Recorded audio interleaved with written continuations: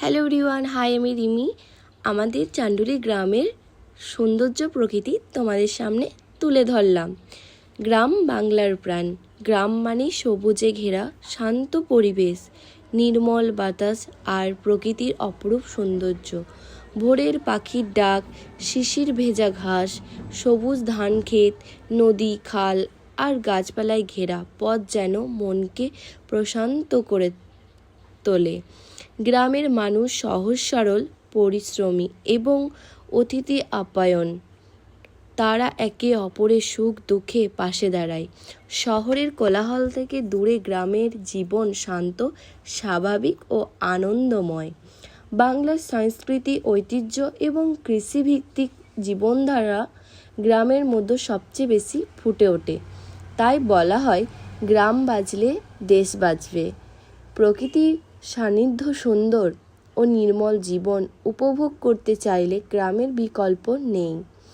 গ্রাম শুধু একটি স্থান নয়, এটি আমাদের শিকড়, আমাদের ঐতিহ্য এবং আমাদের গর্ব। আজকে আমি বাবার সাথে মাঠে এসেছিলাম। ছোটোবেলাতেও আমি বাবার সাথে মাঠে আসতাম, বাবাকে মুড়ি দিতে আসতাম। তো ছোটো থেকে আমি গ্রামে প্রকৃতি খুবই পছন্দ করি। আমি তো গ্রামের খাঁটি মাটির গন্ধে স্বাদ পাই।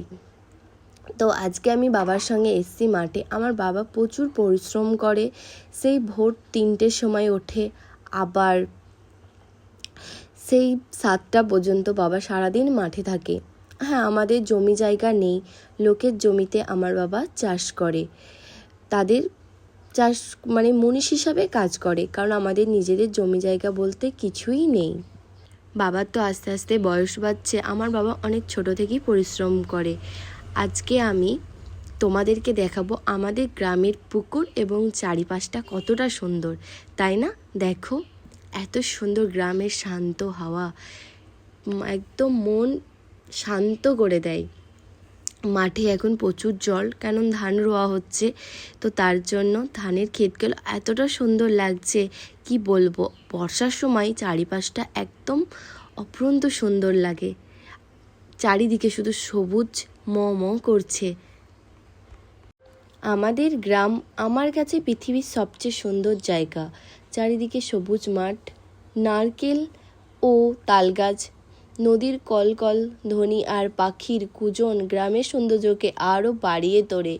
ভোরবেলায় সূর্যের প্রথম আলো যখন ধানের ক্ষেতের ওপর পড়ে, তখন পুরো গ্রাম ধান ক্ষেতের ওপর পড়ে, তখন পুরো গ্রাম সোনালি রঙে ঝলমল করে ওঠে।